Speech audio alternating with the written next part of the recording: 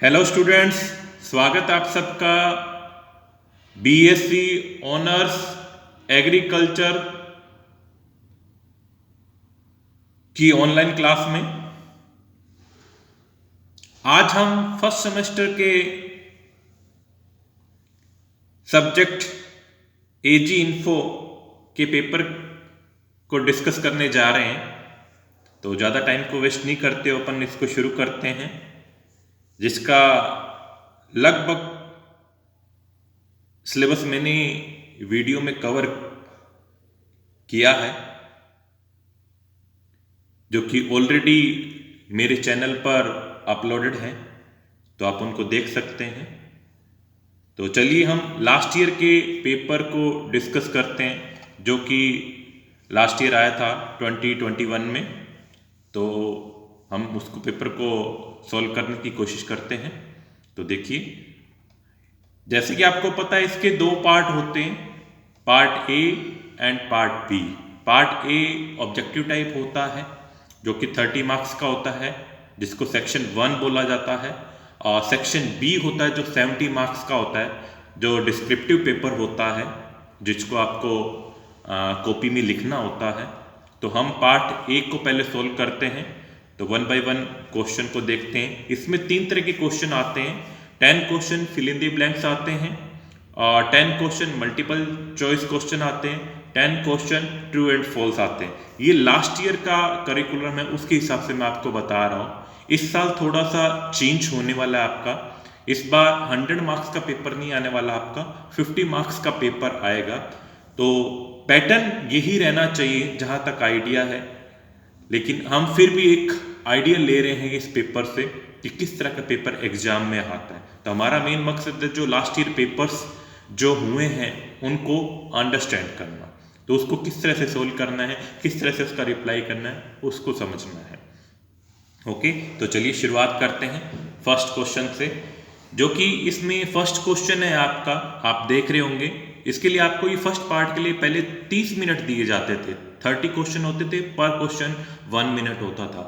तो ज़्यादा हार्ड नहीं आते हैं, ईजी से क्वेश्चन होते हैं, जिनको आप अगर आपने क्लास लगाई है और एक बार रीडिंग करी है, तो आराम से आप उनको सोल्व कर सकते हो। तो शुरुआत करते हैं फर्स्ट क्वेश्चन से, जो कि फिल इन द ब्लैंक्स हैं, रिक्त स्थानों की पूर्ति कीजिए। तो फर्स्ट क्वेश्चन है डोस, DOS, इट्स एन। डोस क्या है?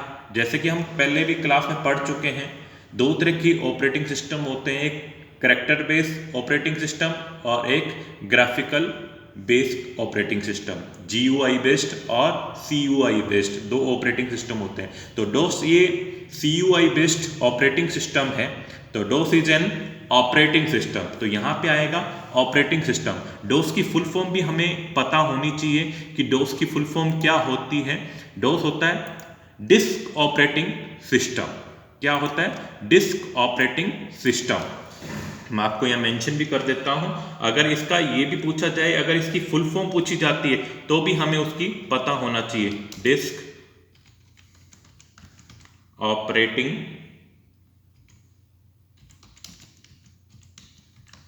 सिस्टम। तो डोस क्या है? डिस्क ऑपरेटिंग सिस्टम है। तो यहां पे जो fill in the blank size में आएगा ऑपरेटिंग सिस्टम। ओके, नेक्स्ट है फुल फॉर्म ऑफ ALU। ये तो सब बच्चे जानते होंगे, अर्थमेटिक लॉजिक यूनिट। क्या होता है? Arithmetic logic unit. अगर चाहो तो मैं इसका भी आंसर आपको टाइप कर देता हूं यहां पे।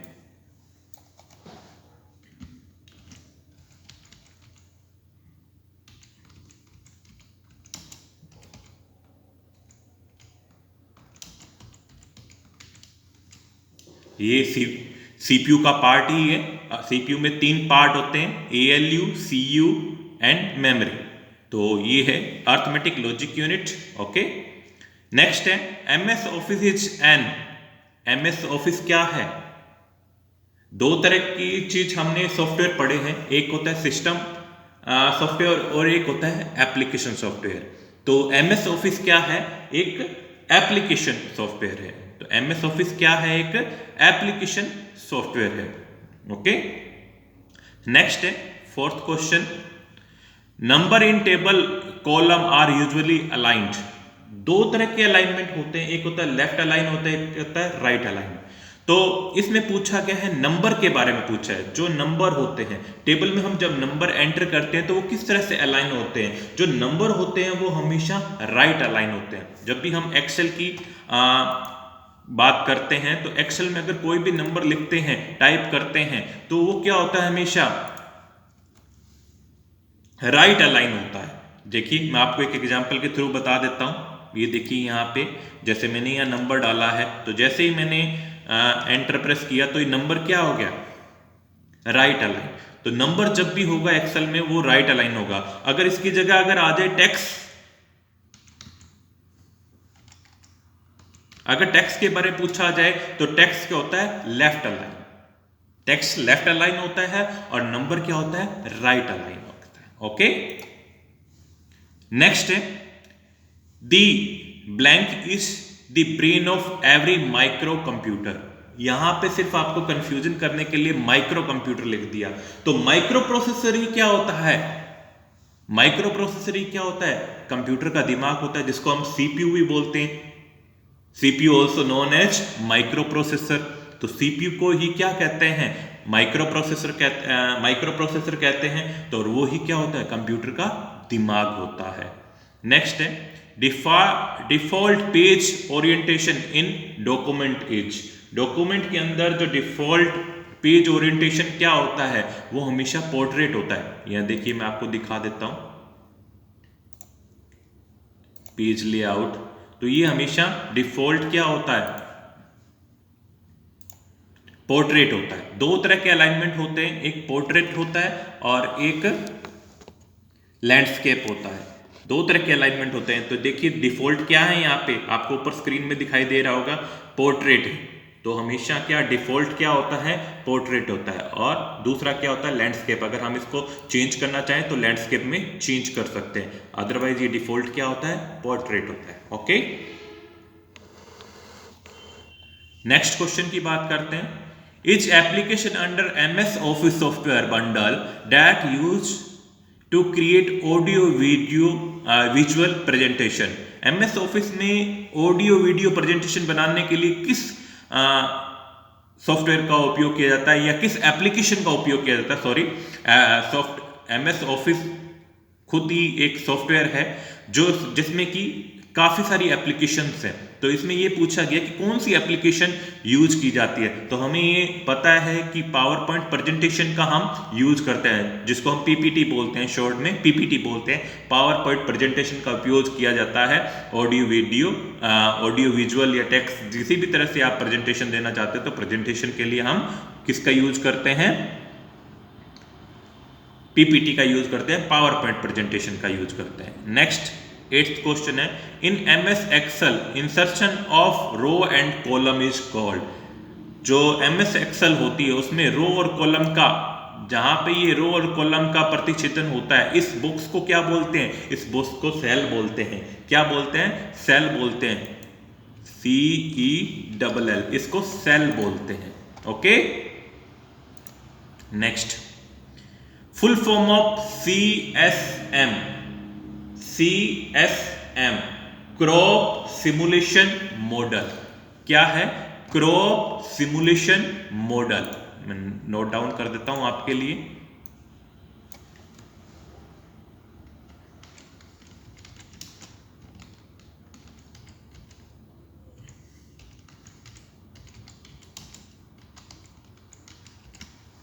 क्रॉप सिमुलेशन मॉडल, इसके बारे में मैंने पूरा वीडियो बनाया हुआ है, एक बार जरूर देख लें। ठीक है, नेक्स्ट है शॉर्टकट की for using help in Windows. Windows में हेल्प के लिए शॉर्टकट की क्या है, कोई भी विंडो है तो उसमें हेल्प के लिए हमेशा F1 शॉर्टकट की होती है। देखो मैंने F1 प्रेस किया तो ये वर्ड हेल्प के लिए ये की आ गई। तो ये क्या है, हेल्प के लिए हमें हमेशा कौन सी शॉर्टकट की यूज करते हैं, F1 की। कौन सी की यूज करते हैं, F1 की।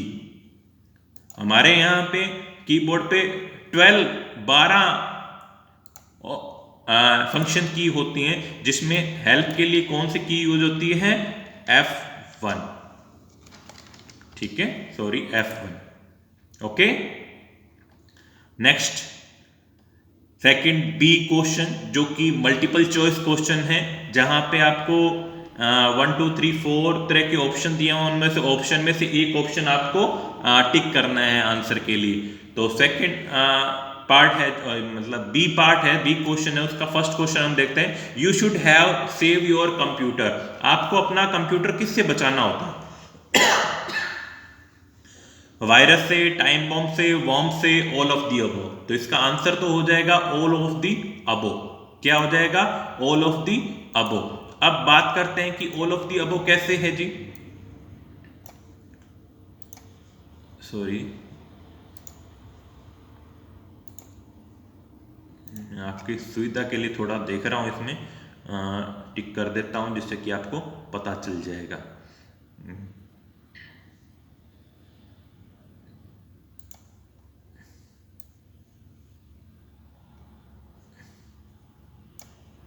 ऑल ऑफ दी अबो, इसका आंसर है ऑल ऑफ दी अबो। अब ये बात करते हैं कि ऑल ऑफ दी अबो, ये सारे ही क्या है, वायरस के प्रकार है। वायरस के डिफरेंट टाइप्स होते हैं, टोर्जन हॉर्स है, वॉर्म है, टाइम बॉम्ब है, लॉजिक बॉम्ब है, मैक्रो वायरस है, ये सारे क्या है, वायरस है। तो इसलिए ये सारे ऑल ऑफ दी अबो से हमें क्या है, सबसे हमें कंप्यूटर को क्या होता है, बचाना होता है। ओके, टोर्जन हॉर्स वायरस वो होता है जो कि हिडन होता है, जो कि हाइड होता है, अपने आप को हाइड करके रखता है, और जब किसी प्रोग्राम को यूज किया जाता है तब ये क्या होता है, रिलीज होता है। उसी तरह से वॉर्म्स है, जो कि रिप्लेस इटसेल्फ, अपने आप को रिप्लेस करता रहता है ओवर एंड ओवर, और इससे क्या कंप्यूटर क्या हो जाता है, स्लो हो जाता है। टाइम बॉम्ब भी क्या एक वायरस है, जो कि एक पर्टिकुलर सर्टेन टाइम और डेट और टाइम पे क्या होता है, एक्टिव होता है और नुकसान पहुंचाता है। इसी तरह से एक लॉजिक बॉम्ब भी क्या है, एक टाइम बॉम्ब की तरह एक वायरस है, जो कि एक पर्टिकुलर एक्टिविटी जब होती है, ये कोई पर्टिकुलर प्रोग्राम चलाया जाता है तब वो एक्टिव होता है। मैक्रो वायरस एक छोटे छोटे प्रोग्राम्स होते हैं जो कि वायरस का रूप होते हैं। तो ये सारे क्या हैं, वायरस के प्रकार हैं, इनसे अपने कंप्यूटर को हमेशा क्या होना है, बचाना होता है हमें। नेक्स्ट है which of the following is not an operating system. अब इसमें से पूछा गया है कि इनमें से ऑपरेटिंग सिस्टम कौन सा नहीं है। तो हमें विंडोज, MS डोस, इसके बारे में तो पता है, ये दोनों ही क्या है, ऑपरेटिंग सिस्टम है। अब बात करते हैं उबंटू और ओरेकल। ओरेकल तो क्या है, RDBMS है, relation based database management system है, तो ये तो ऑपरेटिंग सिस्टम का प्रकार नहीं है। अब कईयों के डाउट होगा कि उबंटू क्या है। उबंटू भी क्या है, एक ऑपरेटिंग सिस्टम है, लिनक्स का ही पार्ट है, ओपन सोर्स ऑपरेटिंग सिस्टम है। ओके, टिक करता चलता हूं मैं आपको इसके लिए। ये फर्स्ट का हो गया, सेकंड का आंसर आपका हो जाएगा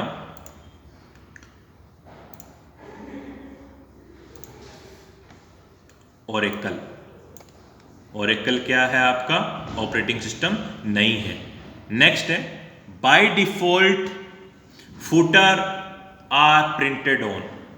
दो चीजें होती हैं, एक फुटर होता है और एक हेडर होता है। हेडर जो पेज के ऊपर वाली साइड में होता है, यहाँ पे जो चीज होगी ऊपर वाली साइड में होगी वो क्या होता है, हेडर होता है। जो नीचे पेज में जो चीज होगी वो क्या होती है, फुटर होती है। अब इन्होंने पूछा है बाय डिफॉल्ट कहाँ प्रिंट होते हैं, तो ये बाय डिफॉल्ट ऑल पेजेस, सभी पेजों पे क्या होते हैं, प्रिंट होते हैं। बाय डिफॉल्ट क्या होते हैं, सभी पेज पे क्या होते हैं, ये प्रिंट होते हैं। ओके, दोनों ही footer and header. Okay, next है name the desktop database application that is part of MS Office suite. जो कि इसमें पूछा गया डाटाबेस एप्लीकेशन कौन सी है, इनमें से डाटाबेस एप्लीकेशन कौन सी है। तो इसमें ये हमने पहले भी पढ़ा है कि ऑफिस के 7 से 7 टाइप की एप्लीकेशन है ऑफिस में मौजूद है। तो इसमें से पूछा कि डाटाबेस से रिलेटेड कौन सी है, तो MS वर्ड तो डॉक्यूमेंट से रिलेटेड है, आपको पता ही है। जो MS एक्सेस है वो क्या है, डाटाबेस से रिलेटेड एप्लीकेशन है, जो कि ऑफिस के सूट में उपलब्ध है, MS एक्सेस। ओके, नेक्स्ट है what is the smallest and largest font size available in font size tool on formatting tool bar. इसने पूछा है छोटा फॉन्ट साइज और बड़ा फॉन्ट साइज क्या है फॉर्मेटिंग टूल बार में। जैसे कि हम यहाँ पे देख रहे हैं, ये हमारी फॉर्मेटिंग टूल बार है। तो इसमें देखिए, आपको मैं दिखाता हूं पिक्चर में। सबसे छोटा साइज क्या है यहाँ पे आपको दिखाई दे रहा होगा 8, और सबसे बड़ा साइज क्या है 72, 72। स्मॉलेस्ट साइज क्या है 8 एंड हाईएस्ट 72। तो इसका आंसर हो जाएगा आपका 8 एंड 72, 8 एंड 72।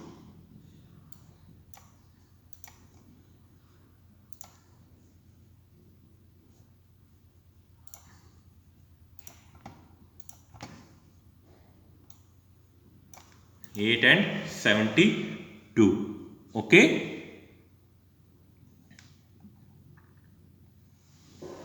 चलें आगे। नेक्स्ट है in MS access comment put in cell are called. जो सेल में कमेंट डाले जाते हैं उनको क्या बोला जाता है? तो उसको बोलते हैं सेल टिप्स। क्या बोलते हैं उनको? Cell tips.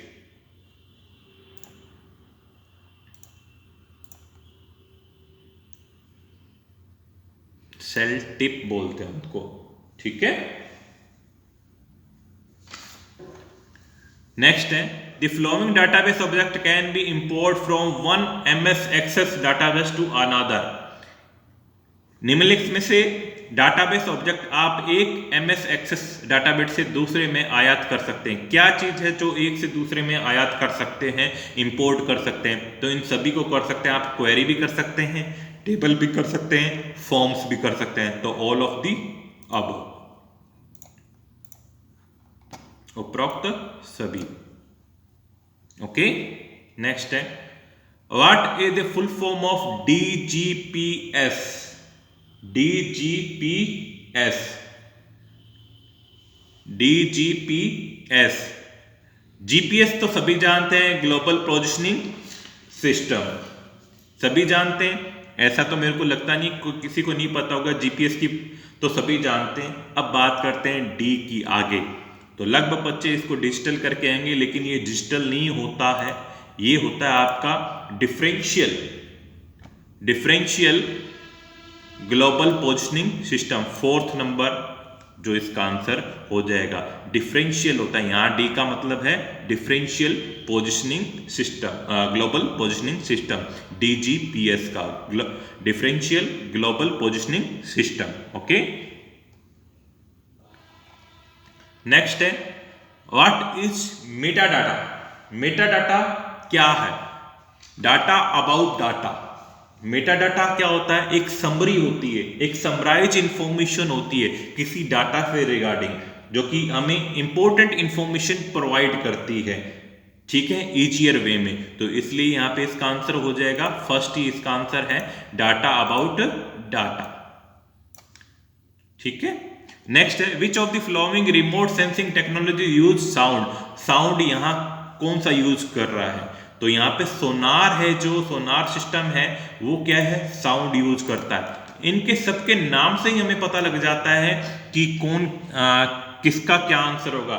जैसे अब सोनार की फुल फॉर्म क्या होती है? Sound navigation ragging. रेडार की होती है रेडियो डिटेक्टिव रिकॉग्नाइजेशन, ठीक है। नेक्स्ट है लिडार, तो लाइट डिटेक्टिंग रेंजिंग, सॉरी ये रिकॉग्नाइजेशन नहीं, रेंजिंग होगा यहाँ पे। ओके, तो ये इस तरह से ये मल्टीपल चॉइस क्वेश्चन भी कंप्लीट हो जाते हैं। नेक्स्ट बात करते हैं थर्ड जो C पार्ट है इसका, ट्रू एंड फॉल्स। तो इसमें आपको ट्रू और फॉल्स ही टिक करना है, T और F टिक करना है आपको। 1 निबल हैज 8 बिट, रॉन्ग है ये। एक निबल में 4 ही बिट होती हैं, 8 बिट बाइट्स में होती हैं, 8 बिट्स बाइट में होती हैं, जबकि निबल में 4 ही बिट होती हैं। तो ये क्या हो जाएगा? रॉन्ग हो जाएगा, गलत है, ये फॉल्स है। ओके, मैं देखता हूँ कुछ मिल जाता है तो इसके आगे अपन क्रॉस टिक कर देते हैं।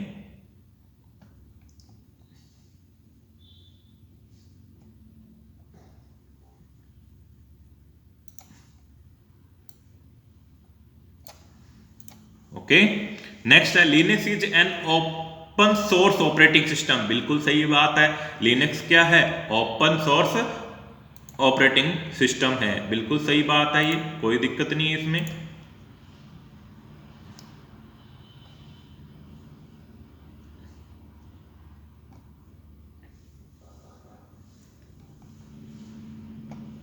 राइट है ये।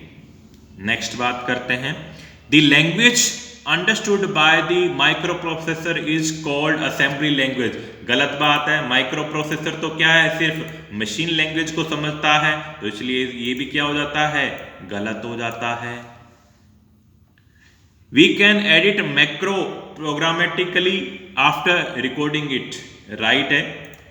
जो ये मैक्रो क्या होते हैं? छोटे छोटे प्रोग्राम्स होते हैं, या एक तरह से जिस तरह से शॉर्टकट की होती हैं, जो कि हम एक्सेल में यूज करते हैं। कोई एक्शन ऐसा होता है जिसको बार बार रिपीट करना होता है, तो उसके लिए हम मैक्रो बनाते हैं। वहाँ पे एक की बना लेते हैं जिसको हम बार बार उस एक्शन को बार बार रिपीट करने के लिए हम उसका यूज करते हैं, तो वो क्या होता है? मैक्रो होता है। तो ये बता रहे हैं कि मैक्रो को हम रिकॉर्डिंग के बाद मैक्रो को प्रोग्रामिक रूप से संपादित कर सकते हैं। बिल्कुल कर सकते हैं जी। नेक्स्ट है OLE। OLE object linking and embedding. Object linking and embedding, जो कि डॉक्यूमेंट और इमेज को स्टोर करता है। तो ये इसके बारे में मैंने बता दिया। OLED क्या होता है? ऑब्जेक्ट लिंकिंग एम्बेडिंग, जो कि इमेज और डॉक्यूमेंट को लिंक करता है।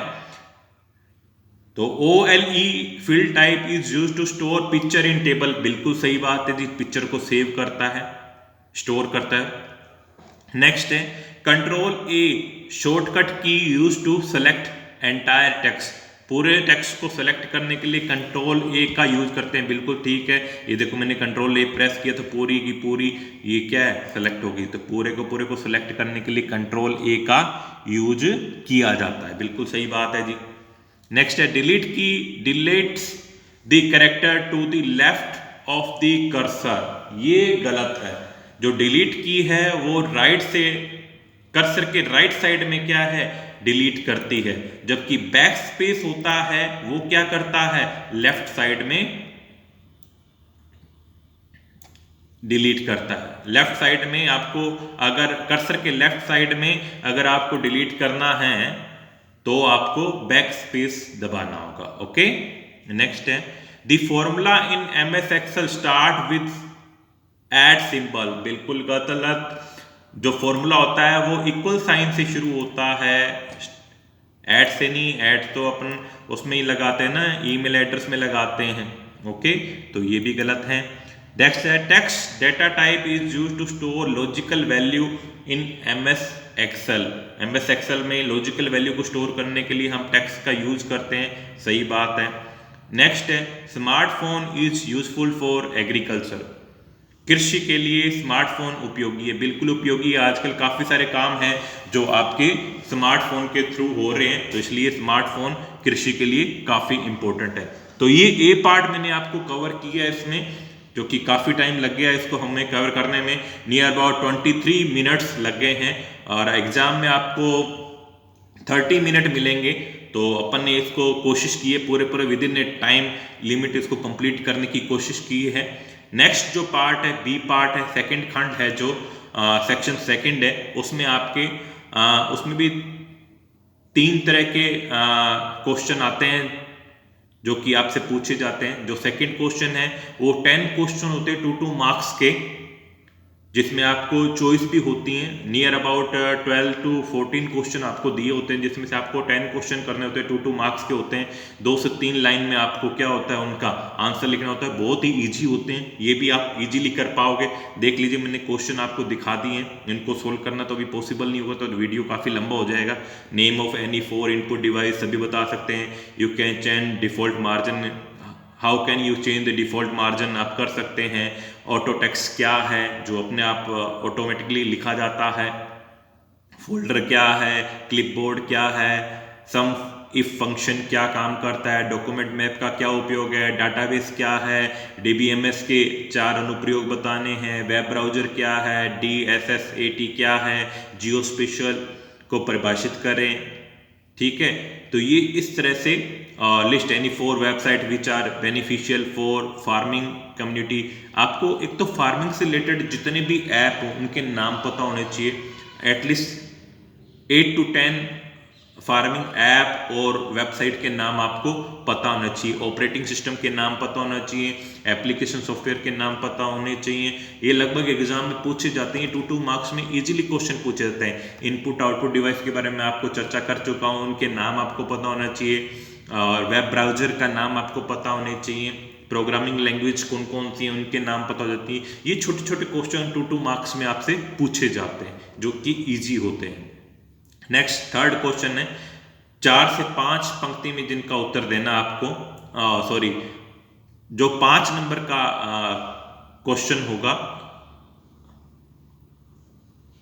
सॉरी किन्हीं 5 प्रश्नों के उत्तर देने हैं और 4 नंबर का एक क्वेश्चन होगा जिनका आपको 6 से 8 पंक्तियों में 6 से 8 लाइन में आंसर देना होता है। ये भी काफी हद तक इजी क्वेश्चन होते हैं जो कि आप कर सकते हो, देख सकते हो। इसमें difference between primary and secondary memory आपको बता चुके हैं,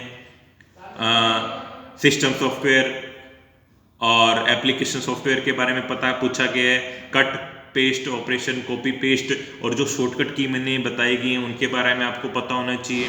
अब कट पेस्ट और कॉपी पेस्ट के में किस तरह से भिन्न है उसको देख लीजिए। What is smart farming, technology change, how technology change agriculture, ये सब्जेक्ट ही ऐसा लगाया गया है जिससे हमें पता लग रहा है कि एग्रीकल्चर में कितना चेंजेज आ रहे हैं। DBMS क्या है, importance of DSS decision support system in agriculture, इसके लिए पूरा वीडियो मैंने बनाया हुआ है, तो अच्छे से देखें। एग्जाम के पॉइंट ऑफ व्यू से DSS काफ़ी इंपॉर्टेंट है। What are the component of agriculture information system, कृषि सूचना प्रणाली के घटक क्या क्या हैं, ICT क्या है, ICT के बारे में चर्चा कीजिए। ये भी एक इम्पोर्टेंट क्वेश्चन है जो एग्जाम में हर साल पूछा जाता है। ठीक है, उसके बाद 3 क्वेश्चन आपको मिलेंगे, उनमें से 2 क्वेश्चन करने होंगे जो कि 15 मार्क्स के होंगे, जिनका आपको 1 से 2 प्रश्न में क्या होगा, आंसर देना होगा। जैसे अब ये प्रोग्रामिंग लैंग्वेज है, हाई लेवल सॉरी मशीन और प्रोग्रामिंग लैंग्वेज के बीच में डिफरेंस पूछा गया है, CSM टूल के बारे में पूछा गया है, और एक ये आपको ग्राफ बनाना उसके बारे में बताया गया है। तो इस तरह से आपका ये पूरा पेपर क्या हो जाता है, कवर हो जाता है। 100 मार्क्स का पेपर है जो कि एग्जाम में आपसे पूछा जाता है। तो एक बार इसकी ज़रूर प्रैक्टिस कर लें ताकि आपको एग्जाम में हेल्प मिल सके। इसको पेपर को with in time limit solve करने की कोशिश करें। ये लास्ट ईयर का पेपर है, जल्दी मैं इससे पहले का पेपर भी लेके आऊँगा। तो तब तक के लिए तैयारी करिए। All the best. कोई दिक्कत हो तो आप मुझे कमेंट कर सकते हैं, मैसेज कर सकते हैं। Okay, thank you.